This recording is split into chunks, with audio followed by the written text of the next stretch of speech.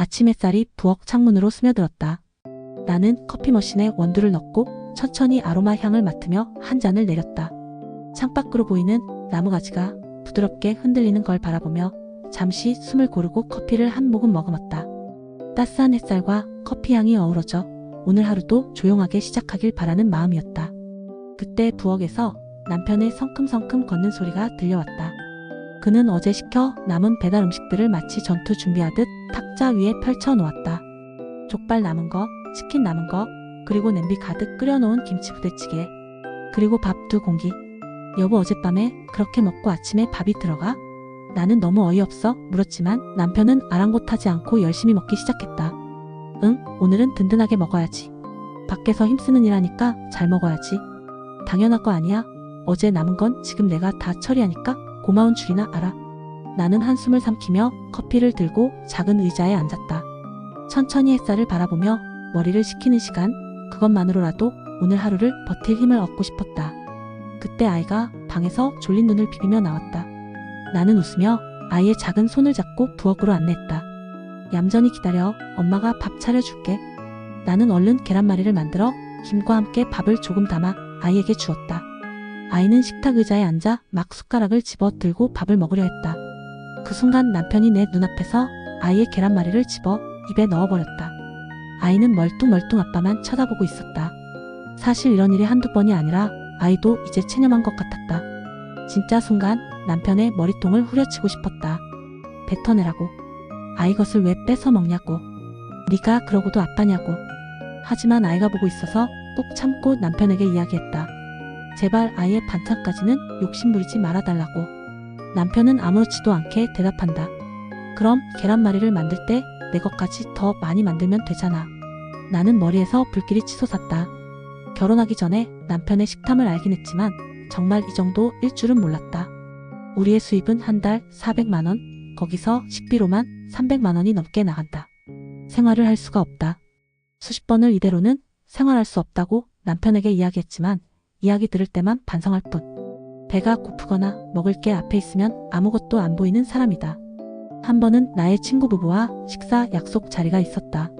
나는 창피해서 식사 자리에 남편을 데리고 나가지 않는데 오랜만에 만나는 내 친구가 남편과 꼭 같이 보자고 했다. 계속 거절하는 것도 이상해서 나는 그러자고 했다. 나는 그 친구에게 도움을 받은 것이 많기에 그 친구 부부에게 식사를 대접하고 싶었다. 친구가 회를 좋아해서 횟집 예약까지 마쳤다.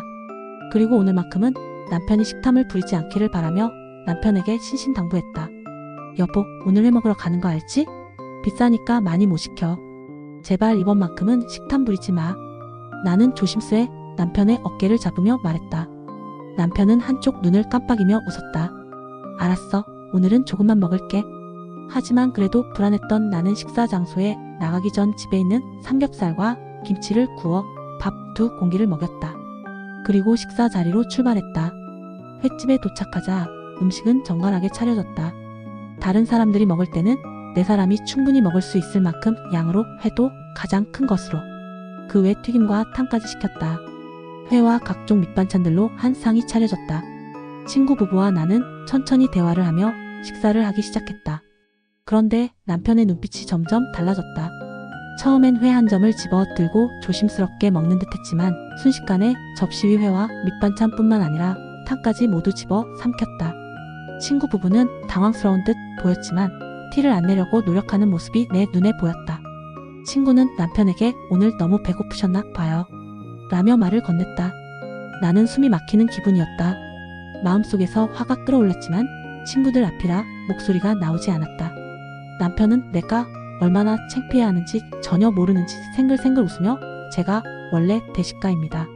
집에서 삼겹살에 밥 2공기 먹고 나왔는데 회는 가벼워서 그런지 잘 들어가네요. 하며 하하 웃었다. 친구 부부의 멋쩍은 웃음, 눈치 없는 남편, 그 모든 것이 한꺼번에 내 심장을 조였다. 나는 음식을 더 시켜주려 했지만 친구 부부가 사양해서 우리는 그렇게 식사를 끝내고 헤어졌다. 횟집을 나오는 길, 남편은 여전히 배를 두드리며 만족스러운 표정을 지었다. 나의 마음을 정말 전혀 모르는 것 같았다. 나는 속으로 친구 부부와 헤어지며 이 인간이랑도 끝내야겠다는 생각이 들었다. 이렇게 속이 타들어 가던 어느 주말 아침, 낡은 현관문이 덜컥 열리며 시어머니가 들어섰다. 두 손엔 바리바리 싸온 반찬 꾸러미가 들려 있었다. 우리 아들 잘 먹여야지. 밖에서 얼마나 고생하는데.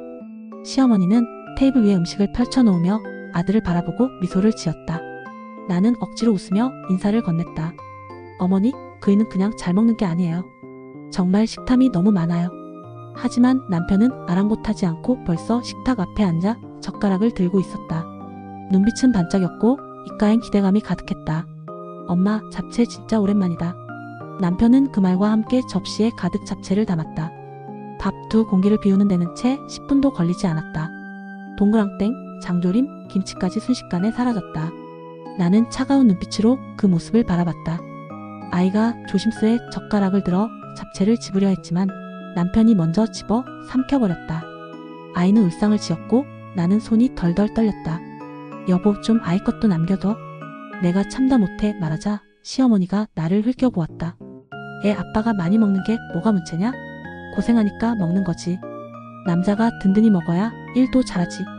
그 순간 속에서 끓던 분노가 폭발했다. 어머니, 고생하는 거 알아요. 그런데 고생한다고 누구나 다 이렇게 식탐 부리고 아이도 먼저 안 챙기고 자기 배부터 채우진 않아요. 한 달 식비가 300이 넘게 나가는데 돈을 벌면 뭐 하나요? 자기 입속으로 다 들어가는데. 시어머니의 표정이 굳으며 나에게 말씀하셨다. 너는 먹는 거 가지고 뭐 그렇게 예민하니? 잘 먹고 건강하면 좋은 거지. 그리고 아이 거는 내가 더 챙겨서 줬으면 되는 일이지 왜 내 남편을 탓하니? 남편은 배부른 듯 배를 문지르며 아무 말도 하지 않고 앉아 있었다. 그 순간 정말 남편도 시어머니도 다 꼴보기가 싫어졌다. 더는 이렇게는 못 살겠다는 생각이 가슴 깊숙이 치밀어 올랐다. 그래, 이혼하자. 이혼이 답이다. 하지만 동시에 두려움이 밀려왔다. 내가 남편의 식탐 때문에 이혼을 한다고 말하면 사람들은 다들 똑같이 말할 것이다. 뭘 그런 걸로 그래. 조금만 이해하고 외식 줄이고 집밥 더 챙기면 되잖아. 그들의 시선 속에서 나는 분명 예민하고 참을성 없는 아내로 비칠 것이다. 문제는 그들이 모른다는 거다. 남편이 얼마나 끝도 없이 먹어대는지, 그게 얼마나 나를 화나게 하고 창피하게 만드는지. 먹는 양에 비해 살이 찌지도 않으니 밖에서 보는 사람들은 그저 잘 먹는 사람 정도로만 여긴다. 정말 그 끝없는 식탐이 내 마음을 얼마나 잠식하고 내 일상에 얼마나 큰 그림자를 들이우는지 아무도 알지 못한다. 나는 내 인생에 이혼이라는 단어가 등장할 거라고는 생각해본 적도 없었다. 더군다나 그 사유가 남편의 식탐이 될 줄이야. 나조차도 믿기지 않았다. 남편의 식탐이 내 아내 분노를 이렇게까지 키울 줄이야. 결혼 생활은 사랑만으로 유지되지 않는다는 걸 이제야 뼈저리게 알았다. 그리고 문득 떠오른 생각, 아이는 과연 이해해줄까? 아빠가 식탐이 많아서 엄마 아빠가 헤어졌어. 그렇게 말하면 아이가 어떻게 받아들일까? 혹은 훗날 웃음거리로 여길까? 아니면 나처럼 상처로 새기게 될까? 온갖 생각이 파도처럼 밀려와 내 머릿속을 휘저었다. 하지만 분명한 건 하나였다. 나는 더 이상 이 결혼 생활 속에서 누군가의 끝없는 식탐에 짓눌려 내 존재가 사라지는 삶을 살고 싶지 않다는 것. 그리고 그렇게 내 안에서 작게 움트던 결심이 점점 더 단단해져 갔다.